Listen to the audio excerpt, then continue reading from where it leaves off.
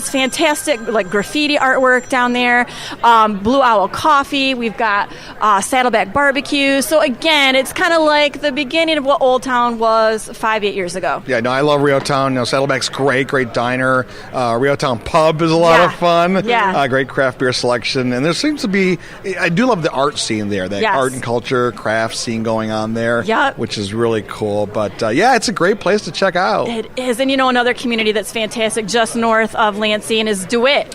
New brewery, Looking Glass Brewery. I mean, I know you two enjoy. Yeah, we were just there. Yeah, love it. And right down the street from Sweetylicious Pie, which is also, nationally acclaimed pie pantry. So much happening in the region and not just downtown. I mean, you could start there and then do a hub and spoke all over the community. Yeah.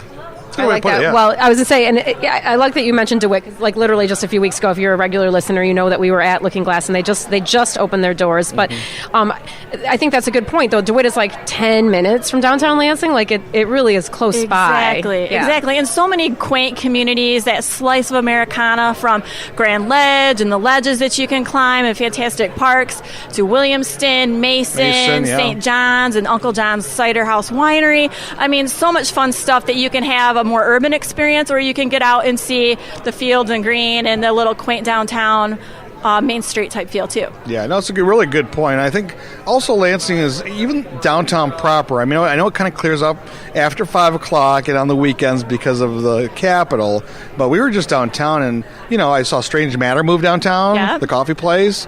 So there's always something going on right downtown. Always. We do. The university's a great partner. Of course, we fill up when football weekends, right? And we're a little sad about our NCAA run, but So am I. We'll rally. I think the whole town was a little disappointed, but that's the fun thing about it. We're super excited to support our home team and bleed green, and folks can come out and do a lot of cool, fun things. MSU Museum. There's a planetarium. There's a lot of things for visitors to see and do on campus, even if you're not affiliated with the university. Well, and I was just reading some stuff about MSU, and there's a children's garden there, correct? That is just about to come into bloom for the spring, right? Yep, and they do have a butterfly house, so I encourage folks to come out and see that, and that's free to attend. There's a small charge for parking, but again, a lot of resources. MSU Dairy Store is just a hop, skip, and a jump. I was just going to say, John, speak to me about the MSU Dairy Store. So I took my son to go visit MSU last year because he wanted to tour the campus or whatever, and it was a great tour. It's a beautiful campus. But honestly, the entire time, I'm like, when can we get to the ice cream store? Like, I felt like the little kid. I'm like, can't we go? And what's the food truck on campus that makes the delicious burgers? Oh, yeah, the cheesy burgers. Eat at State. And they've got really good burgers. Yeah. Crunchies is right there, too. Crunchies in East Lansing, delicious. The peanut barrel is also good for choir practice. Choir practice and fries. So many things happening in Lansing. Tracy, where can people get more information about the greater Lansing area and plan their next visit? Indeed, Lansing.org. Well, that's the easy. Website, Dang, Lansing.org. I guess I didn't need to give you that much time. Lansing.org. You guys will help everybody out with where to go, where to stay, what to do when you're in the capital city of Michigan. Indeed. I love it. All right, John, all good information, right? Fantastic. Fantastic information. All right, you know what? Coming up a little bit later on Behind the Mitten, we'll do Beer of the Week. So stay tuned. This is Tracy Padot with the Greater Lansing Convention and Visitors Bureau. Please come see us on Lansing.org for all your travel information in the beautiful Mitten City. And you're listening to Behind the Mitten. And welcome back to Behind the Mitten. John Gonzalez along with Amy Sherman having a great time here in downtown Grand Rapids for the Michigan Tourism Conference. And Amy, we have to thank our last guest. We sure do. We always love having Tracy Padot on from the Greater Lansing Convention and Visitors Bureau. She's a font of information. I know you're super excited about the Lugnuts starting off their season just because you want to live there at the condos. Yes. I mean, but there's so many other things you can do in Lansing. I love that she's also a fan of Old Town, one of our favorite places in Lansing. Yeah, and she mentioned Rio Town too. There's so much to do there, folks. Really go to Lansing.org and it'll give you all the information. They do a great job there, but I love that town. It's underrated, it really is. There's so much going on. I agree. It's a good little place to go visit.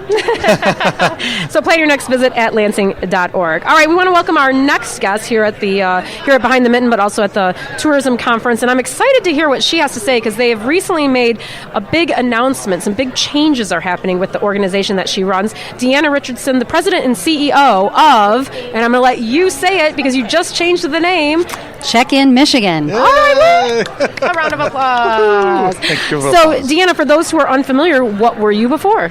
We were the Michigan Lodging and Tourism Association. Okay, so why the change? Well, we were looking at some changes afoot and finding that it was harder and harder to gain new members with our association. The board wanted to diversify some of our programming. I was brought on a couple of years ago to do just that. And as I started on my horse pony ride around the state, meeting with stakeholders and tourism and hospitality partners and members, scratching just a little bit beneath the surface, I realized that there is a whole lot more going on than just coming up with the right benefit package.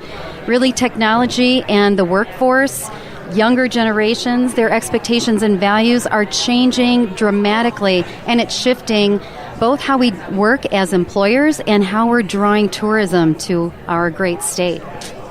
So it was time. Now is the time for a change.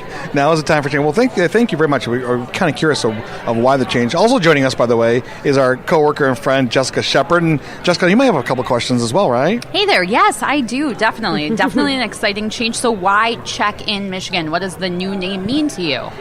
Yeah, we went through about a 9 or 10 month process and decided this really needed to be very inclusive of all of our stakeholders. So this industry is extremely diverse. We did 3 focus groups in different geographic regions around the state: Traverse City, Farmington Hills, and Grand Rapids. And we drew people from different generations. So we were getting young millennials, baby boomers, and the Gen Xers. We also wanted to have different gender diversification, ethnic backgrounds, market segments. Are you from a tourist attraction? Are you a CVB? Are you a resort or a select serve hotel? So we got very diverse voices around the table. We had a groundswell in Lansing after that at The View overlooking Lugnut Stadium. Oh, yeah. There you go. Future retirement home for John Gonzalez. That's right. And then we took our board on a strategic retreat and pulled together all of the feedback that we'd gotten from the stakeholders in our industry. We asked them to leave literally their suit coats at the hotel. We gave them a folding chair and a clipboard, put them on a horse taxi, and took them to this little goat trail through the woods, stopped in a clearing overlooking the water there on Mackinac Island, and we went through a similar exercise looking at who is it that this organization serves and what changes do we see on the horizon. So it was a very long, vigorous, inclusive process. And then Advanced 360, led by a very talented team, and Ann Drummond, the Senior Creative Director, helped a design team look at the key words that had come out of those focus groups that emoted a lot of meaning for our industry members. And they did their research on what some of the options would be for us, and we landed on Check-in Michigan. So Check-in Michigan is a nod, check-in, to our traditional hotel lodging association. But Check-in also, if you see the logo, it's that destination mark, an iteration of that.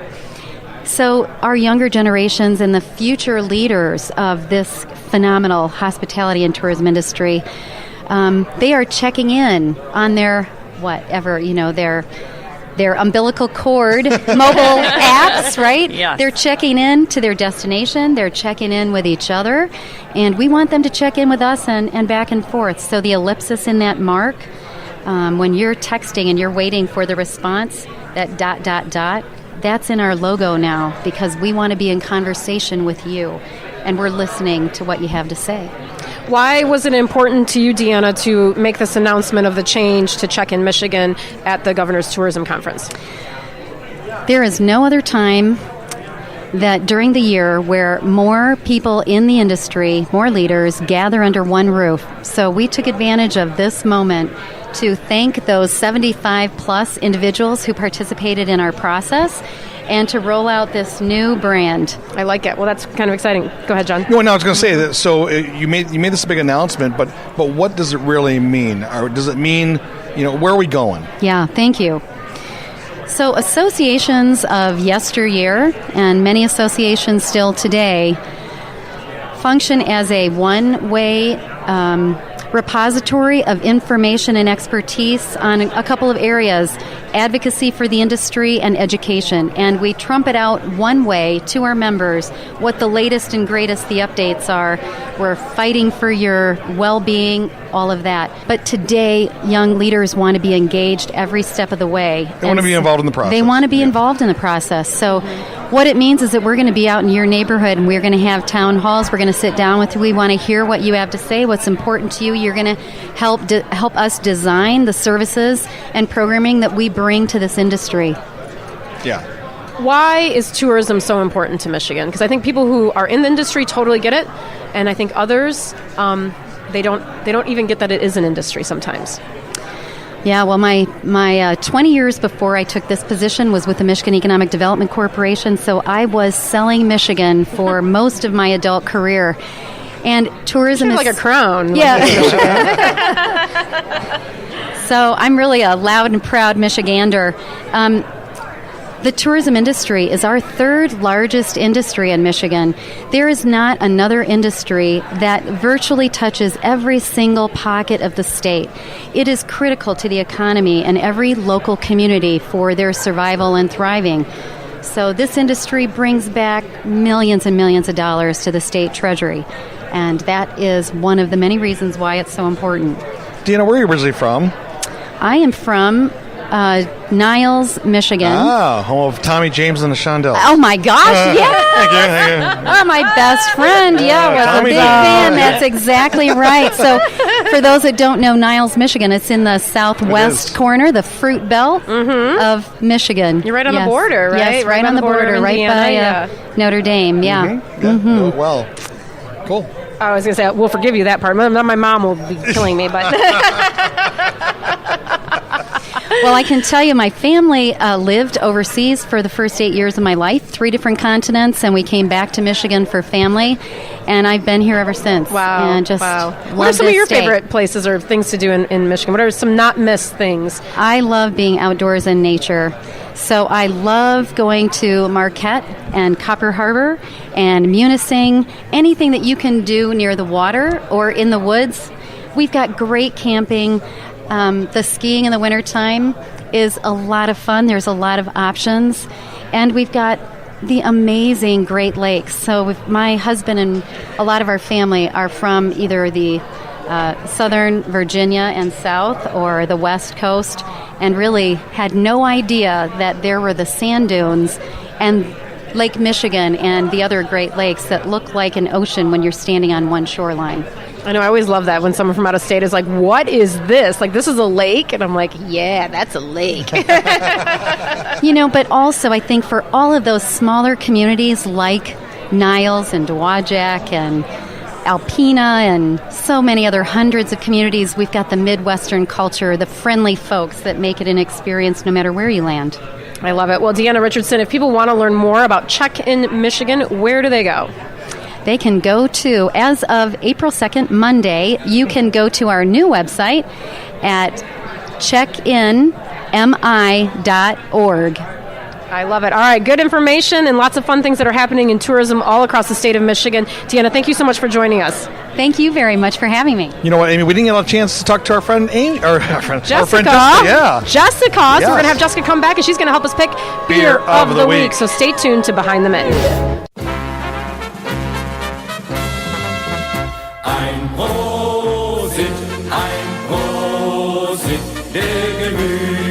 And welcome back to Behind the Mitten. John Gonzalez along with Amy Sherman, continuing our show here from the Tourism Conference in Grand Rapids, Michigan. It's a statewide event, and we're rubbing elbows, as they say, with people from all over Michigan. We sure are. It's a fun time. It's like all of our friends from around the state, many who have been on Behind the Mitten a gazillion times, it feels like, are coming around to visit us and to get the story of what's changing for Michigan tourism over the next season.